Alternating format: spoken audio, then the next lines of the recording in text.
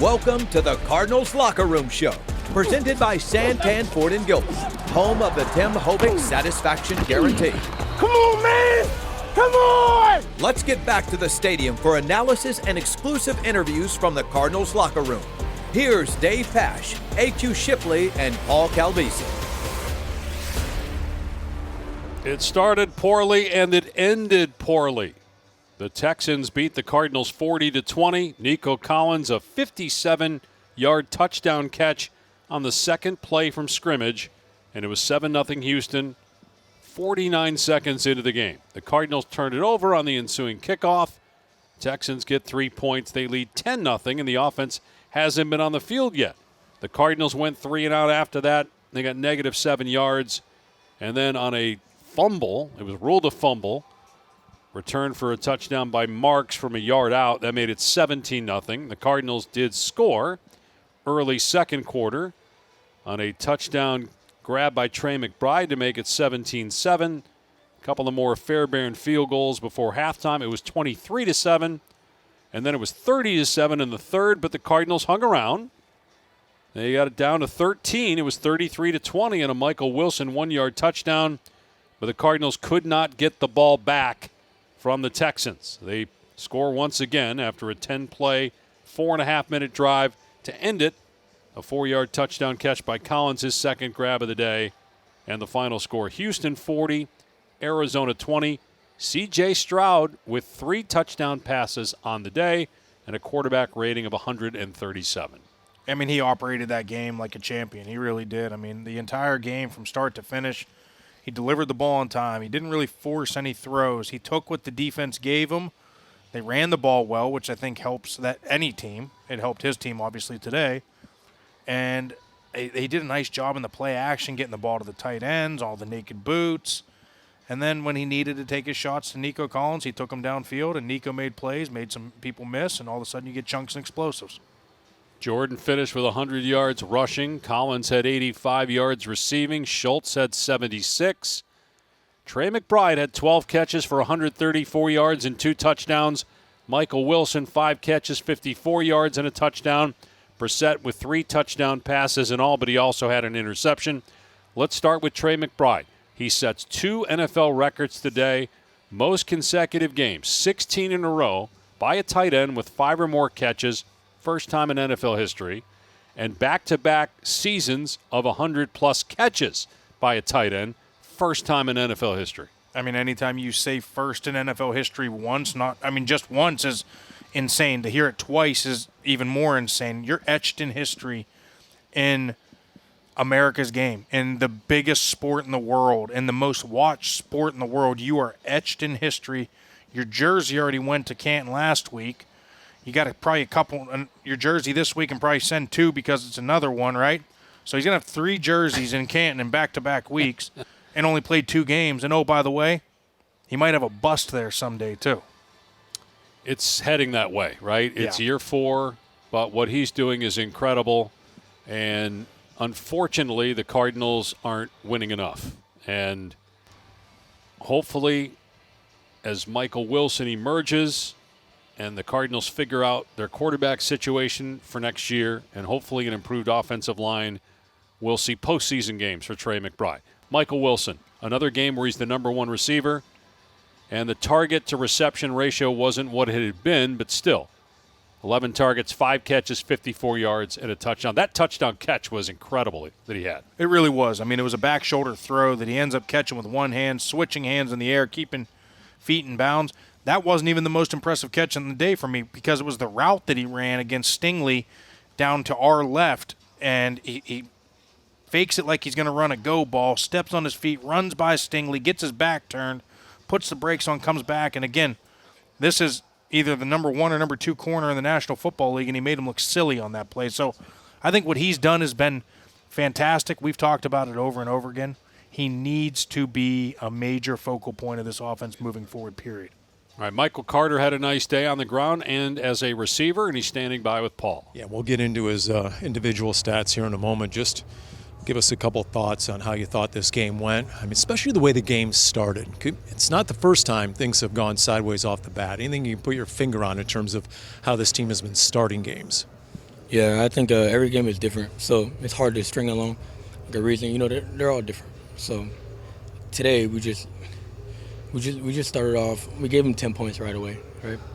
And the second drive of the game, our defense did a really good job of getting off the field. And then we kind of just started the game from 10-0 and against an already good team. And you can't do that, you know? Like, we can't do that. We literally can't do it. So I do think we really play hard, though. It just, you know, comes down to playing complementary football. I know people get tired of hearing that, but that's all it is. Offense, defense, special teams. They got to all click at the same time. And the Cardinals got down 17-0, yet the team did not abandon the run game, right? I mean, you forged a 13-play, 71-yard touchdown drive. Trey McBride capped it with a touchdown catch, but you had a couple of nice chunk runs in there. So what was the mentality at that point? Yeah, personally, I feel good that they run the ball. The guys really, we got pushed today, and that's something that we've been challenging ourselves to do is get vertical push, and we really did that against the number one defense in the league, and I think that speaks volumes to, you know, how we ran the ball today. It's because of them. Trey's the best tight end in the league, and you expect him to make certain plays like that. You know what I mean? It's not pressure. You know, I mean, I guess it is because, you know, you compensate a guy that way, and, you know, you expect him to perform, but he does every week. So, kudos. Players know players. What makes him so lethal? Because when he's making plays, I hear guys just shout out randomly on the sideline, he's a beast. Yeah. You know, how so? He's so subtle. He's got great pace. He plays with his brain, like pre-snap. And then when it comes to life, he makes the right decisions all the time, and he doesn't drop anything. And he's very, very confident in who he is, what the type of talent he is. And when he backs it up. No doubt. Hey, we're on board with Cardinals running back Michael Carter, 94 yards from scrimmage. You mentioned that number one ranked. 94, 6 shy. You had 14 carries for 56. That's an even 4 yards a carry. You had 38 yards receiving on 4 grabs. You're a little underrated as a receiving back, would you say? Yeah, I am. But I feel like, you know, you live life, you go through the ups and downs. People are going to tell you what you can and can't do, but you got to go show them that you can, regardless. You know what I mean? So I'm just blessed to be able to be in this position. And I've been replacing my anxiety with gratitude lately. So it's been a big deal for me. That's well said. What was the challenge? You mentioned this Houston top-ranked defense. I could spend an hour talking about their stats, right? I mean, historically good defense. You guys have a banged-up offensive line, yet you moved the football. Yeah. You found the end zone. What was most important today? Yeah, I think it kind of comes back to, like, the run game plan we had this week. I thought it was really good. And I feel like we did a pretty good job of executing it. And kudos to Drew for not giving up on the run. He saw something in it, and we kind of attacked the middle of the defensive line today. And but you know, like we get in the red zone. I don't know how do we do in the red zone. I don't have that off the top of my. Maybe Dave can check on that while I'm. 2 touchdowns. I don't even know how many trips. 2 for 3. 2 for 3. Yep. It's pretty good. Yep. You know what I mean? Like, obviously, you want 3 for 3, but I think we just got to do a better job of getting to the red zone because we do pretty good in the red zone, if I remember correctly. Yeah. As we wrap this up, if this team can find a way to finish strong in the last 3 games, what would it do for the overall confidence level? A lot of young guys on this team. And what will it take to kind of get that mentality back? I think the thing is, like, I think we got it. It's just like I think we are winners at heart. It's just like a matter of, and it kind of was a story at the beginning of the season. We got to finish the game, you know. So whatever that is, like, we're gonna figure it out. Like, and that's the thing. Like, it's one season, but it is a marathon. You know what I mean? Like, every day is a different journey, and every day is, you know, has new lessons. So we're gonna figure something out. We work really hard, so something's got to give. Yeah. Michael, appreciate it. It's a tough locker room. Thank you for the time. Thank you, man. Thanks. Right, there you go. Michael Carter, guys. We'll pitch it back up to you. All right, Paul. The Cardinals Locker Room Show is presented by Tim Hovig, Santan Ford and Gilbert, right on the price, right on the corner of the Santan 202 freeway in Val Vista. Well, Michael Carter with some very thoughtful answers, and you can sense frustration, obviously, in the way the team started the game. It was interesting. I just want to go back to one thing he said about Trey McBride. A lot of times you hear about a quarterback, well, the game is slowed down for him. He's playing at a great pace. I liked his description of Trey McBride and the pace at which he plays, because when McBride came out of Colorado State that first year, he wasn't playing at that pace. Everything looked really fast, but and I don't know, as a player, if is that something you see a lot from guys as they get older, even though it's not a quarterback, it's a lineman, or in McBride's case, a tight end? I remember when it happened specifically. It was year 3 for me where the game slowed down, and then I felt like every year I came back for training camp, it continued to slow down. And when you say slow down, that doesn't mean obviously literally. That doesn't mean it slowed down. That means that now you see everything at a different speed. You see everything much faster. Now you can operate much faster. And when I say that, now everything becomes slow. It's almost like poetry in motion. It's almost like you put yourself in this weird state of mind when you're out on the field, and now you don't hear anything. You don't even hear the crowd noise. You just hear silence, and everything makes sense. Everything you see, you almost see it before it's happening. And I think that's kind of what's happening with Trey. And as every year comes along, he continues to get better. He continues to see more. He continues to see all of the different coverages that are thrown his way. And because of that, now he knows how to do these little vet moves like Travis Kelce and George Kittle and all these guys as they continue to get better and older. It's how you can look somebody off with your eyes real quick to get them to turn this way, and now all of a sudden you just created 4 yards of separation. It's all of those little things. And you mentioned it was year 3 for you. It feels like it's year 3 for Michael Wilson, with the game slowing down for him, especially here in the last month. But while those are the bright spots, there were plenty of negatives. Let's talk about the defense, because I know there are injuries at defensive back, injuries at linebacker, and there are some injuries on the defensive line, but for the most part, you've been pretty whole up there in terms of your best players have been healthy, although Walter Nolan was hurt for a while. We're seeing what he can do. What has to change defensively? Because here we are watching another 40-point surrendering. Tackling needs to get better, and it needs to get better in a hurry. I think that's the biggest thing. Like even there, Keaton Crawford had a chance, later in this game where he comes down, he fills the hole. I think it was a 3rd and 1, and it's they're trying to hit guys as opposed to wrap up, run through, and make the tackle, secure the tackle. And that is the one thing that we noticed on the other side of the ball, right? I thought Houston on the other side of the ball was fantastic at that, at not leaving their hips behind, running their hips through contact. I mean, these are basic fundamentals you're taught in Mighty Might League. And for me to watch that at the pro level, it's just now you're lacking focus, you're lacking discipline, you're lacking certain things in certain areas, and tackling's a big part of the game. And so if you're lacking it in the fundamentals on that aspect, and I continue to watch it, we watched it a week ago, this Houston team's not a very good running football team. Today they ran the ball, and they blocked well up front, they ran through tackles, and got more yards than they should have. And look, injuries are real. It's a part of it. It's been a factor for the Cardinals, but there are other teams with better records that have more injuries. So fans don't want that. They don't want that to be used as an excuse, although it is real. It is definitely impacting this team.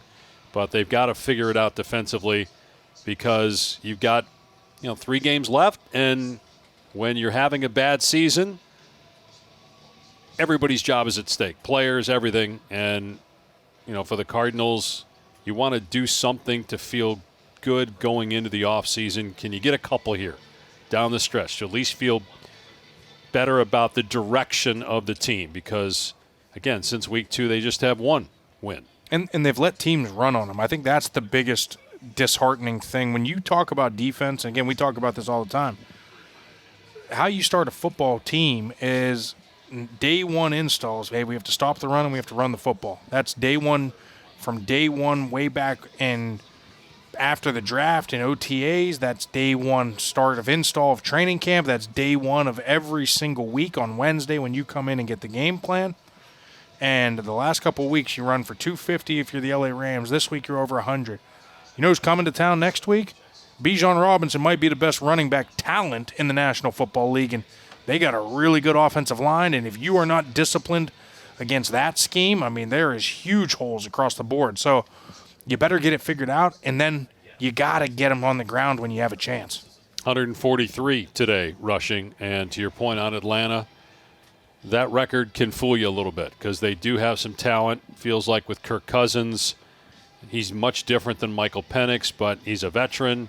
And that was a great win they just had in Tampa Bay. That was a must-win game for Tampa Bay. All you need to do is hear Todd Bowles' post-game reaction to know how important that was and how upset he was with the way his team played. But they were outplayed by Atlanta, and they've got some young, talented players on defense as well.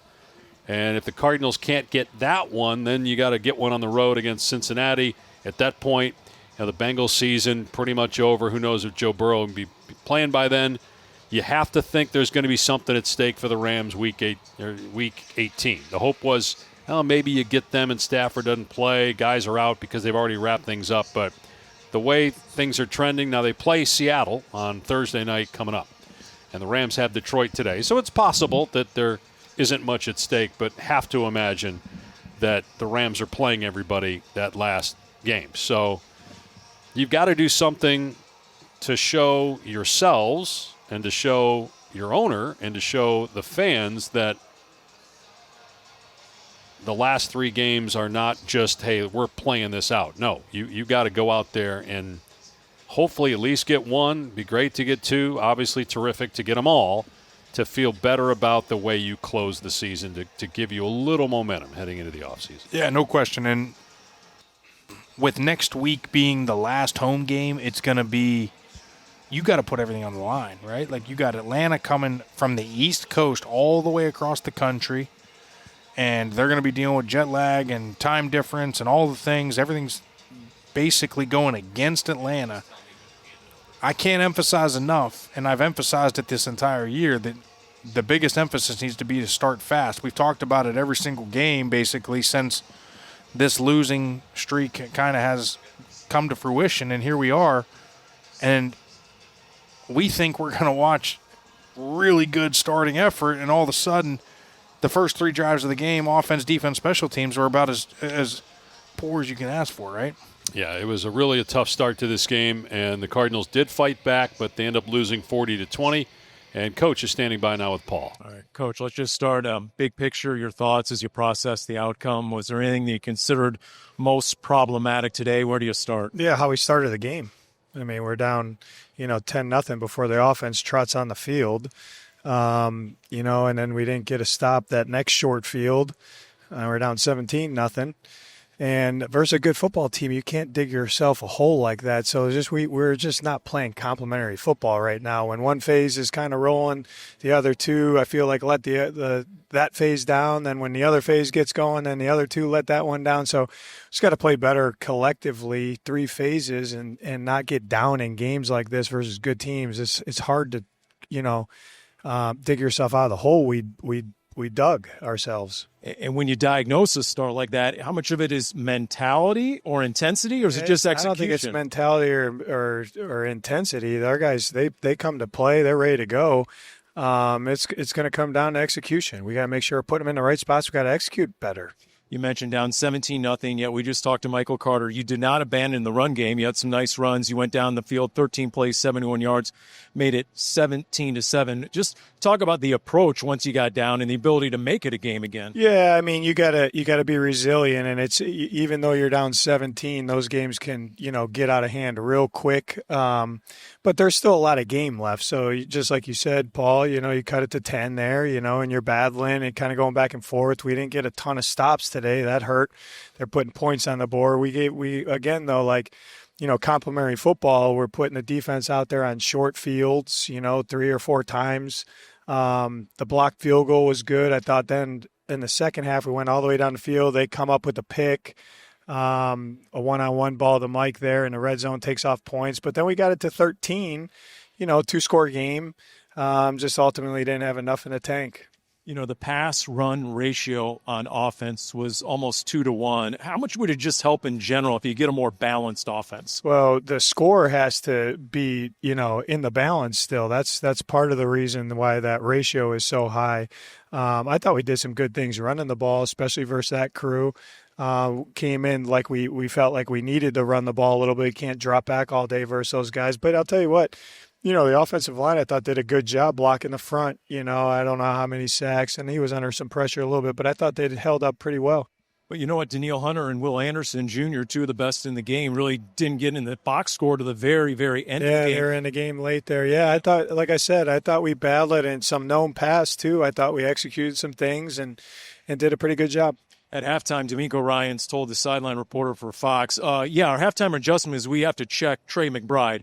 Didn't work. He had 12 for 134 and 2 touchdowns. I mean, on the sideline, guys just yell out, he's a beast. What is enabling him to be so effective, basically the best tight end in the league? Yeah, execution. He goes out and does what he's coached to do at a high level. And I'm proud of him, man. He's playing his butt off. He competes every snap. Wants the ball, blocks in a run game. I thought he did a good job. I thought he did a good job with his composure today because it was getting a little chippy. They were doing some things to him to try to negate him.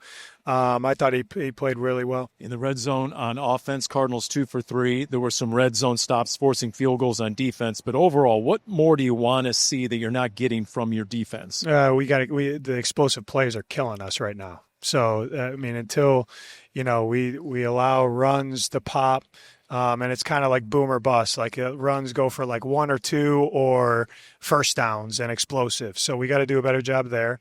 And I think when we're a body on a body, in the pass game, we got to get guys down in zone. There's going to be some space, but when we're playing pattern match concepts or man concepts, it's okay if they catch it away from your leverage, but we got to tackle the ball right there. That's what, the first touchdown, they were in man-to-man, just kind of ran away from us. It's got to be throw-catch tackles. How did you assess how you're able to impact and affect C.J. Stroud today? I thought he did a good job where we did have some pressure. One guy was winning. I thought he avoided, negative plays really well. He used his feet to extend plays, not put the ball in harm's way. I thought he played well. He's a tough guy to get down. We knew that.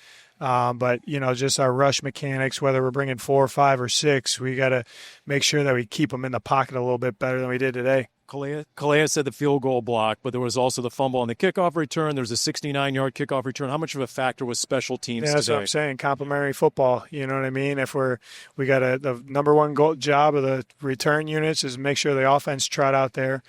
So we didn't do that today. And then when we're on defense in those coverage units, we can't give up explosives. Last question, Andre Bocelli. We saw him leave on a stretcher. Any update for the fans? Yeah, I think he went to the hospital. He checked out okay. He's going to fly back with us. Obviously, he had a neck scary deal, but good news is he's looking like he's going to be okay right now. So he's going to fly back with us. Okay, good to hear. Thank you, Coach. Okay. Travel safe, guys. All right, there you go. Jonathan Gannon, guys. Well, that's great news on Andre Bocelli, Paul, from Coach Gannon, that he'll be able to fly back with the team and checked out okay. The Cardinals lose 40-20. They have 3 games left. Only one home game. It'll be next Sunday against the Atlanta Falcons as the Cardinals look to get that elusive 4th win of the season. So the Cardinals and the Falcons, followed by the Bengals and the Rams to wrap up 2025. Our executive producer is Jim Omohundro, associate producer Cody Fincher, engineers Brian Dubose and Jeanette Mencho. Technical director Ryan Sikora, in-studio coordinator Matt Lazarus. Craig Grialou, Rob Fredrickson standing by. Take it easy on those guys. They're just the hosts, okay? They don't make the decisions. But I certainly understand those Cardinal fans that are upset about the way things are going with this team. But Craig and Rob are standing by with Cardinal Talk for A.Q. Shipley. I'm Dave Pasch. This is the Cardinals Radio Network.